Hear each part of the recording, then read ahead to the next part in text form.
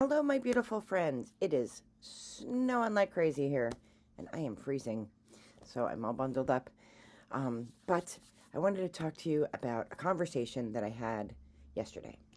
So, my friend and I were talking, and my friend and I have been talking about politics a lot, and neither he nor I are in a major political party. So, um, and we make our biases known. So we're having this conversation, and we're talking about AI. So if you don't know what I do professionally, I work in higher education. I was an English professor. I also teach cybercrime, ethical hacking, mostly. And really, the way that I feel that my work has evolved over the course of my career is that I feel like I'm an ambassador or an interpreter explaining really complicated technology to everyday people. So things like Bitcoin and machine learning, quantum computing, and artificial intelligence. And I've been working with artificial intelligence AI for quite a number of years because AI has actually been around since the 60s, so it's not new. Generative AI, Gen AI, the Chat GPT stuff, that's new to us in the regular world, but it's been around. So that's, I really feel like my role in the world is interpreting, helping people understand how technology can be used to benefit humanity. So, for example, I mentioned this before, drones can be used to drop band-aids or bombs. It just depends on how the human behind the technology is running it. So we were talking about that, and we were talking about, he was talking about Elon Musk and the president and this and that, and he said, because there's a joke, a running joke, and it's not really a joke. I'm a visionary, so I see things in the future, things that can be possible, things that could happen, and I want to prepare our students for that future because it doesn't make any sense to prepare them for our past, right? They're going to live in the future, and so and I've talked about this on the channel before, but Virgin Galactic, SpaceX, companies like that are sending commercial flights into space, right? So that's already happening. That's been happening for a while. And what does that mean? Well, it means like you can pay money. I think I don't know, $250,000. You go to like space camp for 2 weeks to learn how to be in zero gravity, and then you get to go into outer space for like 15 minutes. And you don't have to train these folks as astronauts because they're not doing any work up there. They're really going up, taking pictures of the big blue circle, and then they're coming back down. And these flights have been happening, and very successfully. So I said the route for community colleges is to be the first community college to teach people how to serve martinis in space. I'm not a drinker, so it would be iced tea or hot tea or whatever. But you have to think about, like, unpack that for a minute. Well, it's going to take a school like MIT to figure out the physics of how to serve drinks in zero gravity. But community colleges, what I specialize in, we teach hospitality. So the first company of those companies that figures out how to serve martinis in space, Coke, Pepsi, whatever, that company is going to be the one that gets the more people up there because it'll be a more enjoyable 15 minutes into space, right? So it's sort of a joke, sort of a meme in my world. I'm actually not allowed to say it at work. My boss gets upset because he thinks that people don't understand my vision and they think I'm talking nonsense. But am I? Because SpaceX is competing with Virgin Galactic and all these other companies.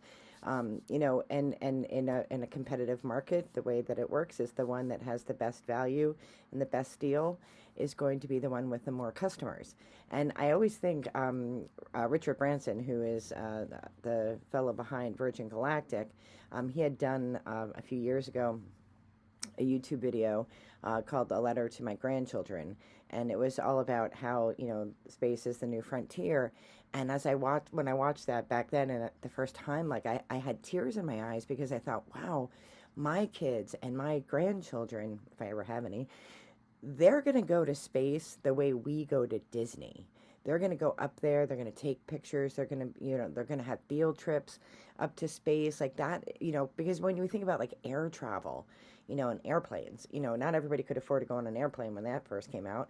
It was really only the wealthiest people who could go. But now I just booked tickets to go to Charleston. It was $63. Like, it's the technology becomes cheaper, the more it becomes normalized. So, so anyway, so we're talking about this and we were talking about OpenAI, which was a company that had been started in part by Elon Musk and some other people, and he had left when they decided to become closed.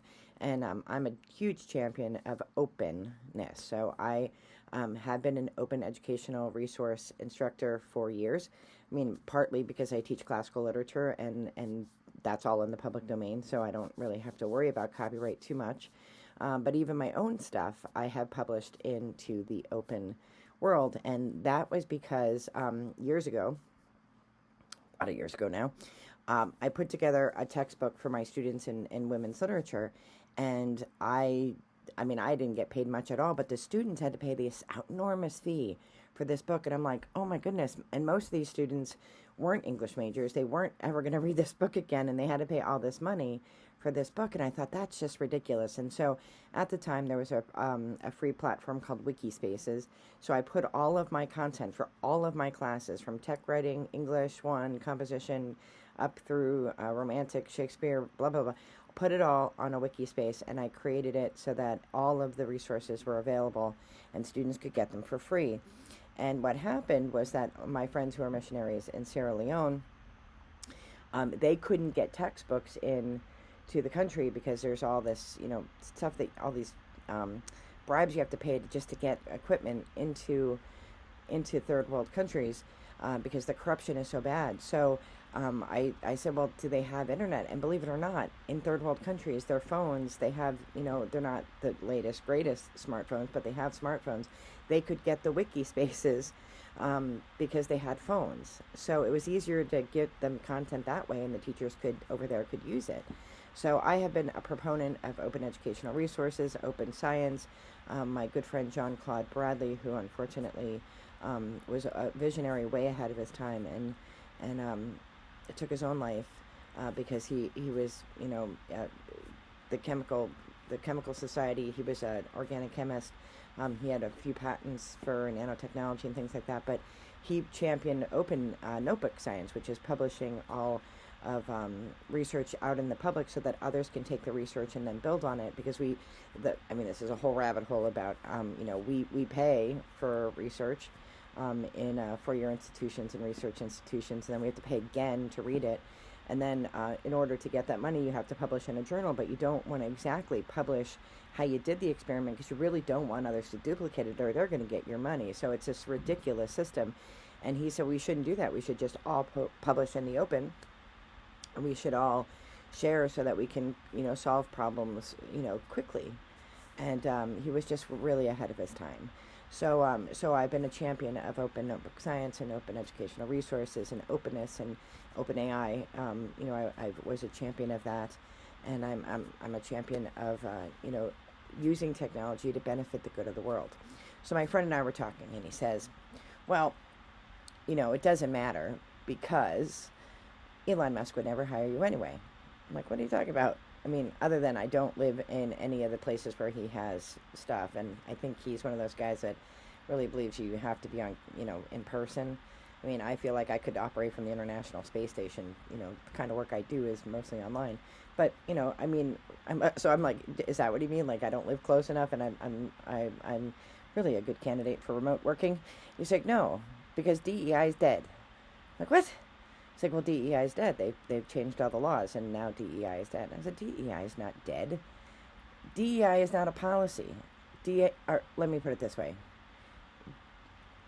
Our celebration of light and love, and our acceptance of human beings and treating one another with dignity, respect, and honor, that can't be legislated, right? You can make all the laws in the world about anything you want, but if people don't actually behave that way in their hearts, no policy in the world is going to change that. Like, well, what does that have to do with Elon Musk? He's like, well, Elon Musk would never hire you because you're a middle-aged woman and you're from, a middle-class family and you're from Eastern Pennsylvania, blah, blah. Like, well, I don't know that. I don't know that Elon Musk would or wouldn't hire me. I think first he'd have to have a job that, he would need an ambassador interpreter for, right? Which is what I'm good at. But let's say he did have a job. I don't know that I would be disqualified because I'm a middle-aged woman. I don't think these rules are about, so I said, well, I'm going to look more into it. So we had a big old discussion. I said, I'm going to look more into it. And as I've promised on the channel previously, I go right to the source. I go right to the documentation provided by the White House, and I watch and listen to what they're saying. So I figured I would interpret it for you. So it is true that Trump has made they're not resolutions, an executive order banning all DEI programming and funding for programs that are DEI. And the reason they give is because they believe that DEI is in and of itself, biased and racist and anti DEI. Like they think that it is. They say that DEI creates special opportunities for people, certain groups of people, instead of providing opportunities for everybody. So that it's counter to what it champions, right? So and DEI is unethical as a result, and initiatives are as a result, and so they of course got rid of it in the U.S. government, and then I guess there's a form that companies were required to fill out saying what kind of initiatives they had, what kind of DEI initiatives existed. So they said that anybody who contracts with them cannot push DEI, because they said DEI is unconstitutional, that pushing this agenda was unconstitutional because it pushes racism and sexism and things like that, because then you're favoring one group over another, and so that's their perspective, and I will leave that with you to figure out what you think about that. But then I'm thinking, like, why is Google and Target and, I don't know, Tractor Supply, like, why are they running for the hills? And, they're shutting down left and right all their DEI programs. And I was like, well, did they not care about those things in the first place? Like, why are they shutting them down? Well, if they're contractors for the U.S. government, they won't get contracts if they require DEI training or certification or whatever. And I imagine like McDonald's has, through the U.S. Department of Agriculture, they probably have some kind of deal with the government for beef, right? So that's why you're seeing the companies go away. But then I'm thinking to myself, okay, well, policy doesn't create culture. Respect and love and treating each other with respect, like that isn't something that you can legislate. That is not something that you can even train people to do. That is something that we in our culture cultivate, right? That is something like, we treat one another with kindness and respect, all people, whatever they believe, right? That is something that just should be, right? You learn that in your home. You learn that, you teach that to your children. You teach, you practice it in your communities, right? DEI starts with us. Inclusion and belonging, those things begin with us treating others with dignity and respect. I don't need the government to make a law for that. So it's interesting because then I was watching some more clips of people who are protesting the DEI rules. And there was a group of I wouldn't say they were young people, they were all different ages, really. And they were, from a community that wanted to advocate for itself. And I'm a firm believer in advocating for your communities and if you don't agree with your government, go and you talk to them. You go and you talk to the school board. You talk to your Senate. Go write your letters to the editor. Do those things, right? That is your freedom and your obligation as an American to speak up when you do not agree. And so I watched this group of people at this hearing, and I was hoping that at least one of them had maybe had a speech communications class in high school or college, because there were people throwing fits, pounding on tables, cursing. So all the suits that are sitting there listening, the look on their face, and I'm thinking, what's your purpose? What's your goal? What's your end game? What do you want at the end of this?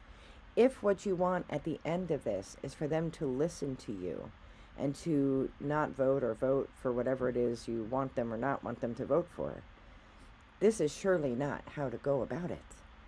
Or is your purpose, I just want to say that I spoke in front of them and I talked to them and I told them this and that. and they're going to listen to me, and they're going to hear me. Okay, they heard you, but they're not going to do what you want because you didn't appeal to their senses. I felt like if I could have just had, like, as an interpreter, as a person who teaches and interprets, right? I felt like if I could have just gathered them together and said, listen, you got to take your emotion out of here. You got to get rid of that. You've got to be reasonable, and you've got to be logical. You have to go in with this simple message. I am a United States citizen. The United States Constitution protects my right to be who I want to be, so long as it doesn't inflict injury or harm to others. I have a right to be X under the U.S. Constitution. This bill, whatever violates that right, please support the Constitution. Or, whatever. Be logical. Do your homework. Be logical. This over emotion, like that is, it's so easy for them to point and say, well, that person's, illogical. That person is off their rocker. It's so easy for them to point and to mock and to make light of your very important message. So what is your message? Know what your message is. If you're advocating for a community, do that. Advocate for the community. So DEI is not dead. DEI is in your heart. If you want to treat people with love and respect and kindness, you start with you. And you teach your children, and you practice it in the community, and be a model. And don't assume that people like Elon Musk or J.D. Vance or any of those guys, don't assume that they don't do that because they made a law, right?